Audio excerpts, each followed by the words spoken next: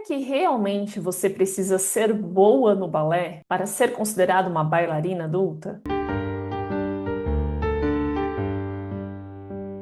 Seja bem-vinda a mais um vídeo aqui no canal. E eu estava aqui pensando em alguns temas pro vídeo de hoje. E aí, uma vez, dando uma olhada assim nas redes sociais, eu me deparei com um conteúdo, um vídeo ou um carrossel, não lembro exatamente o que que era, e falava sobre você não ser boa em alguma coisa. E além disso, você não precisa ser boa em algo que seja um hobby seu. Aí eu pensei, esse é um ótimo tema para a gente jogar a conversa fora no vídeo de hoje. Eu não queria falar sobre nada muito técnico, só queria falar um pouco, jogar algumas ideias aqui para que você consiga pegar em alguma coisa que faça sentido para você. E eu realmente acredito que você não precisa ser boa para ser considerada uma bailarina adulta. E vamos voltar alguns passos. O que é realmente ser boa no balé? Sei lá se eu já tenho um vídeo sobre isso, talvez sim. Eu acho que eu já falei sobre isso em algum momento, no meio de algum outro assunto. Mas eu acho que vale trazer esse ponto novamente. O que é ser boa? E cada pessoa vai ter um conceito sobre ser boa. Talvez alguma parte desse conceito seja algo em comum entre as pessoas que fazem balé, que têm contato com balé, e outras coisas que eu posso considerar, nossa, essa pessoa é muito boa no balé. Pode ser que para você não faça sentido nenhum. E tá tudo bem, porque nós estamos em momentos diferentes, né? É muito complicado a gente pegar pessoas que fazem balé, que têm o conhecimento, mas colocá-las todas numa mesma caixinha. E o que que eu quero dizer com isso? Eu estou envolvida com balé desde quando eu tinha 6 anos de idade. Hoje eu estou com 33, quase 34.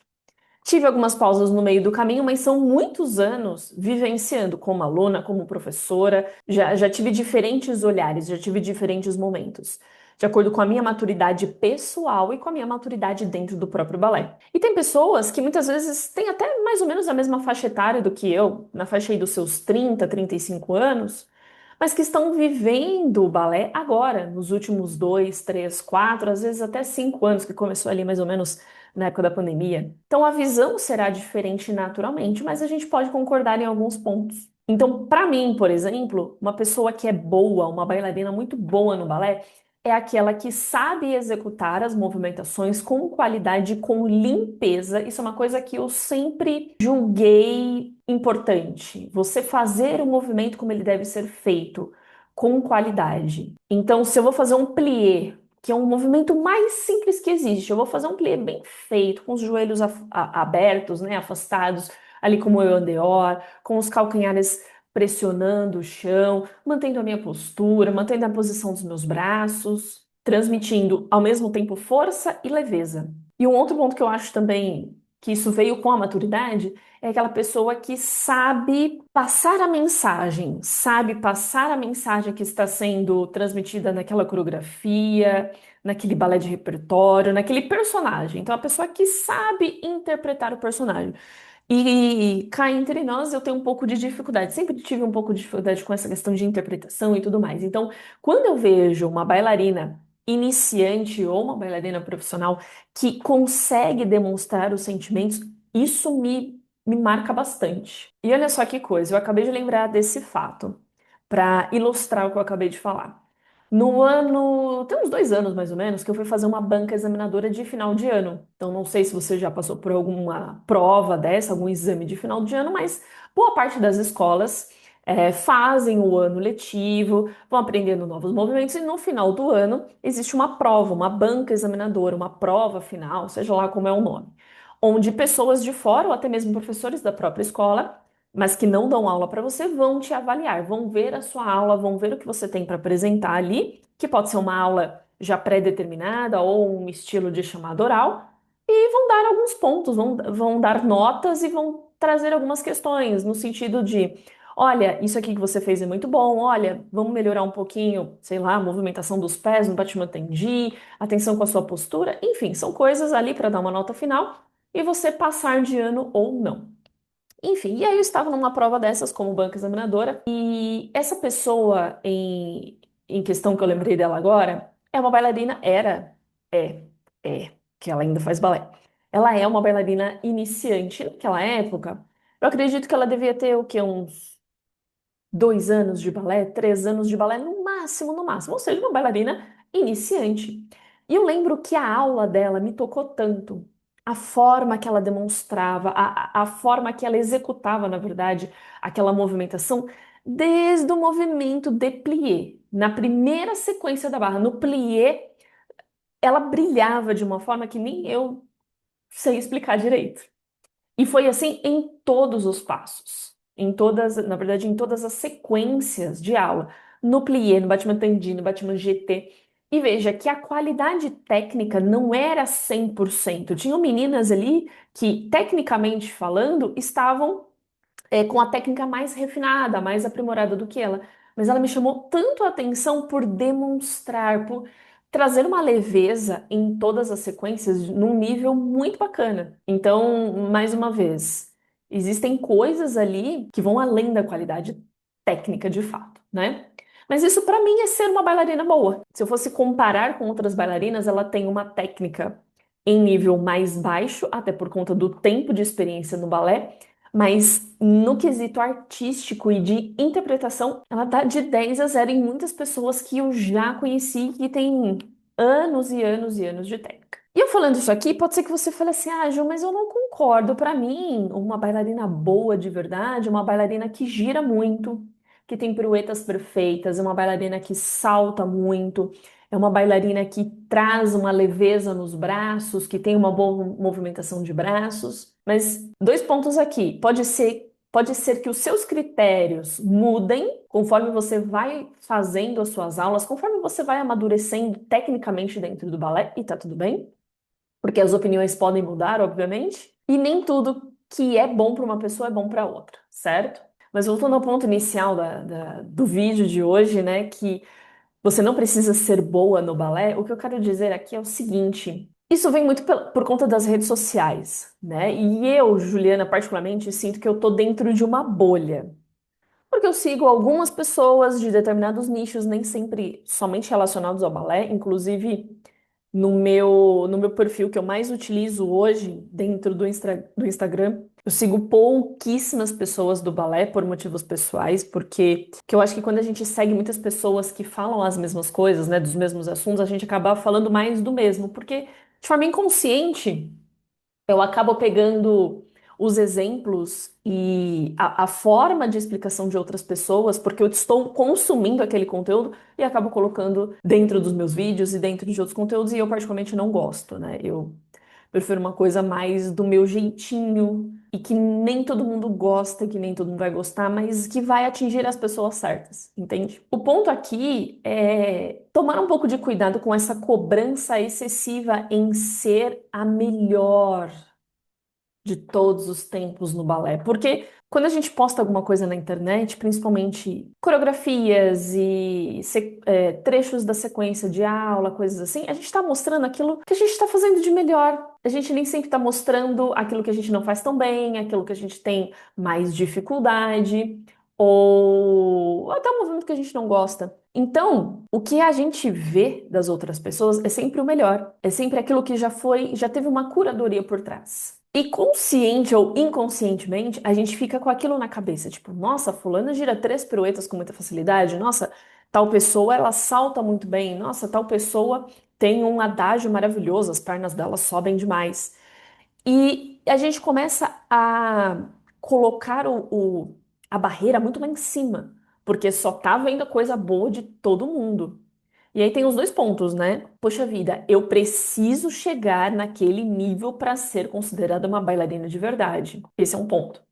Segundo ponto, eu nunca vou chegar nesse nível, então é melhor até desistir. Entende? A gente tem vários caminhos aqui para as mesmas questões, né? E aí depende das vivências anteriores, das experiências que essa pessoa já teve no balé ou fora dela, para poder determinar o que tipo de pensamento que ela vai ter de acordo com o que ela enxerga, de acordo com as coisas que aparecem na vida dela. Só que o fato é, você não precisa estar aqui para se considerar, para falar, poxa, eu sou uma bailarina adulta, ou eu sou uma bailarina, né? Vamos tirar o adulto aqui, porque aqui eu tô falando com todo mundo que faz balé, né? Porque o fato de você não conseguir girar 3 piruetas não te faz melhor ou pior. Você vai ter uma dificuldade, ponto. as dificuldades irão existir no balé, independente de quantos anos você faça, né? Eu já trouxe isso aqui outras vezes também. Eu faço balé há muitos anos e tenho diversas dificuldades. Eu já dancei profissionalmente há alguns bons anos e mesmo assim tenho diversas dificuldades. E tá tudo bem, e isso não me faz ser melhor ou pior do que outras pessoas. Talvez nós estejamos, como eu falei no começo do vídeo, em níveis de maturação dentro do balé diferentes. Entende o ponto que eu quero trazer aqui? Porque eu já ouvi algumas meninas falando assim: ah, eu acabei desistindo do balé porque eu vi que eu não ia conseguir chegar num certo nível.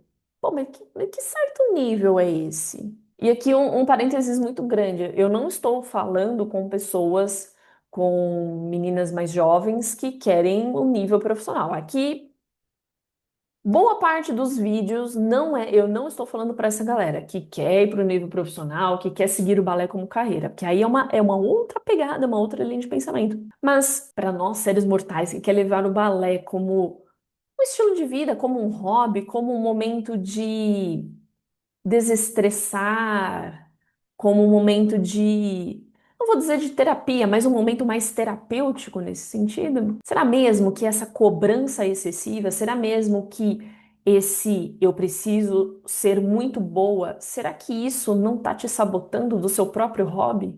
Entende? Então são algumas camadas aí para a gente parar para pensar. E às vezes que eu conversei sobre isso fora, assim, fora de rede social, né, conversar assim com pessoas reais, e esse assunto vem à tona, sempre me vem à mente o seguinte: o porquê que você faz balé? O porquê? Por quê? Responda. Não precisa responder para mim. Se quiser colocar nos comentários, beleza, mas responda com o máximo de sinceridade com você mesma. Porque é uma coisa que você gosta? É porque era um sonho seu de criança e você tem a condição de realizar ele agora? Ou é porque, sei lá, eu tô fazendo por fazer? Não sei, cada um vai ter o seu porquê, o seu motivo. Mas quando a gente tem isso claro pra gente mesmo, sempre com clareza, com sinceridade, fica mais fácil da gente lidar com essas questões. E aqui eu tô falando dessa cobrança excessiva do eu preciso ser boa a todo custo e ou senão todo mundo é melhor do que eu, então eu preciso correr atrás.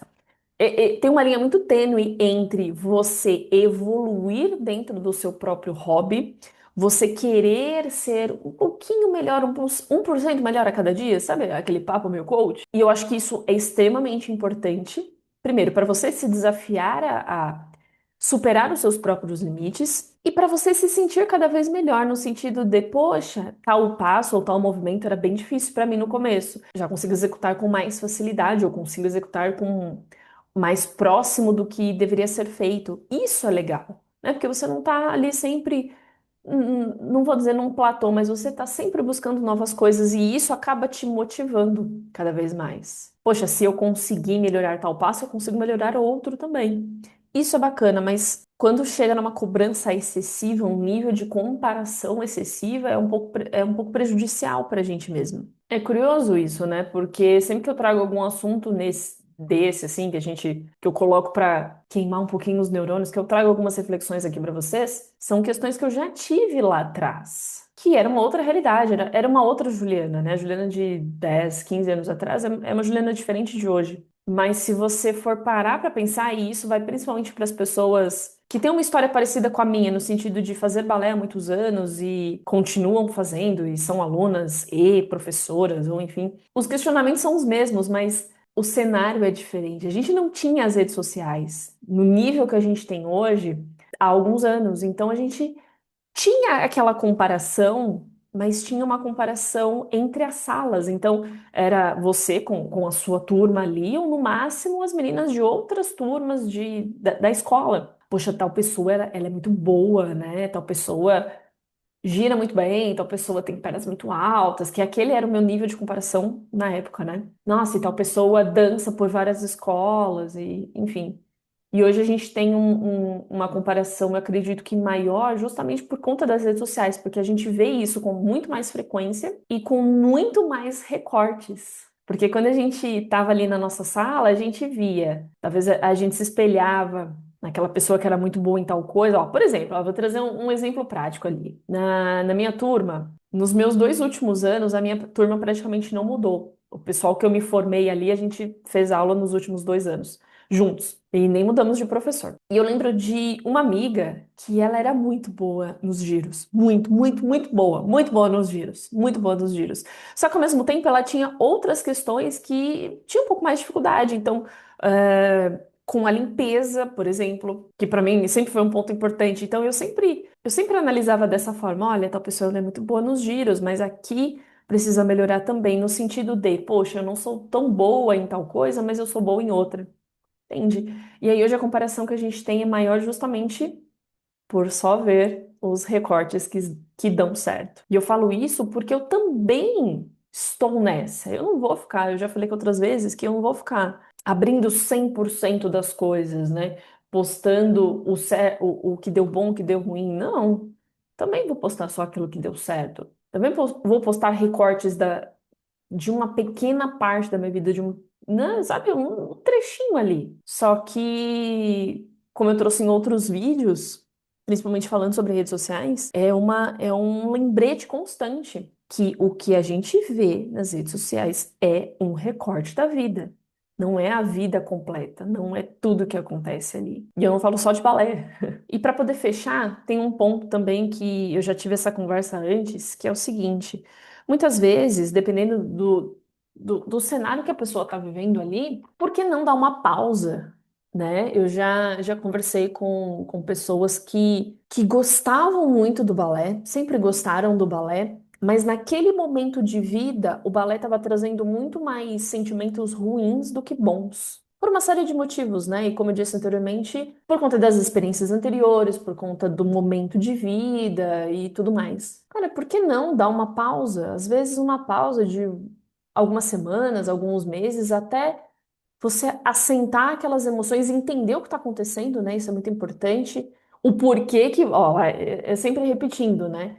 O porquê que você faz balé e depois voltar numa outra vibe, voltar com outros sentimentos. Porque eu já tive isso, assim, com o balé, inclusive, né? Eu tive um momento ali na primeira vez que eu tentei retomar. Então, eu parei de dançar profissionalmente, tive um período de pausa, e aí na minha primeira tentativa de retomada, no começo ela foi muito boa, assim, eu encontrei uma escola bacana, que encaixou com os meus horários, da minha rotina de trabalho, só que teve um certo acontecimento ali, né?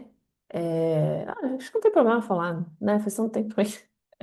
Quando trocou a professora, aquelas aulas não começaram mais a fazer sentido para mim. E eu fiquei muito triste porque era o meu retorno, né? Porque era uma forma ali que eu tava, poxa, eu ainda sei fazer isso. Algo que esteve durante toda a minha vida, estava presente, mesmo que uma vez por semana, mas estava presente na minha vida novamente. E para mim foi um pouco, não sei se triste, mas foi um pouco frustrante, talvez, lidar com aquela quebra novamente. Tipo assim, procurei outros lugares, outras escolas e nada encaixava, porque eu realmente, naquele momento, naquela época, eu estava trabalhando bastante, eu tinha muitos alunos de personal para atender, ainda bem, né?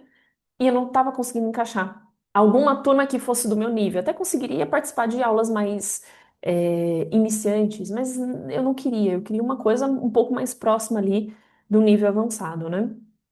Enfim, então quando eu precisei fazer essa segunda pausa em pouco tempo, foi um pouco frustrante, mas quando eu consegui retomar novamente, foi muito mais legal, foi muito mais legal.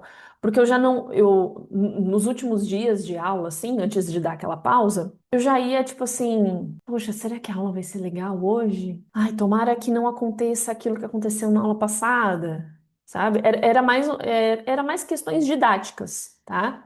Porque quando a gente vira professor, a gente fica um pouco mais criterioso nesse sentido, assim, de didática e tal. Então, quando a gente é professor e volta a ser aluno novamente, a gente fica um pouquinho mais observador nesse sentido. E não fazia sentido aquela didática para tudo que eu já tinha vivido e tudo mais. Então, enfim, foi a melhor coisa que eu fiz, mesmo não sendo o que eu queria exatamente. Entende o ponto que eu quero trazer? Sei lá, às vezes eu começo a gravar esses vídeos assim e começo a falar e lembrar de histórias e vou jogando as informações. Se alguma coisa desse vídeo fez sentido para você, coloque aqui nos comentários, eu vou gostar de saber. porque às vezes eu tenho dessas de gravar vídeos sem nenhum tipo de roteiro, sem nenhum tipo de script, só o que vem no coraçãozinho. Se isso foi legal para alguém, já valeu bastante. Tem coisas aqui que eu queria, não só aqui, né, mas assim, aqui que eu digo no canal.